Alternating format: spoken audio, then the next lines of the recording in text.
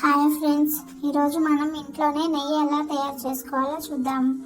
ముందుగా మీగడ తీసుకొని దాంట్లో కొన్ని వాటర్ వేసి ఇట్లా మజ్జిగ కవంతో చిలుకుతాము.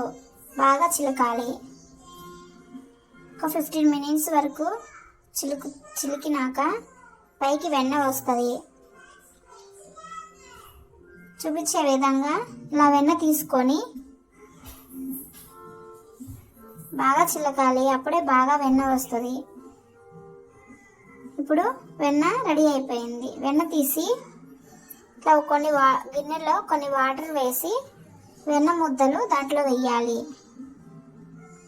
చూపించే విధంగా వెన్న ముద్దలు దాంట్లో వేసి తర్వాత చూసారా ఎంత చక్కగా ఉందో, ఎంత స్మూత్గా ఉందో.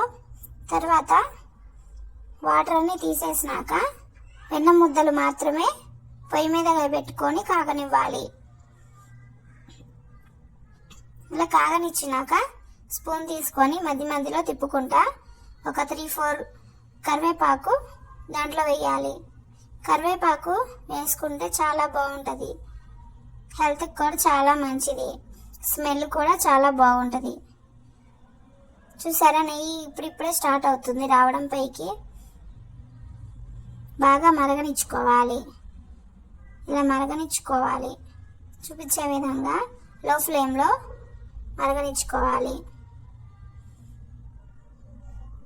చూసారా ఎంత చక్కగా ఉందో. కలర్ఫుల్గా కూడా చాలా బాగుంది, గ్రీన్ కలర్లో. తర్వాత ఏదైనా స్టోర్ చేసుకునే దాంట్లో తీసి స్టోర్ చేసుకోవాలి. Thank you.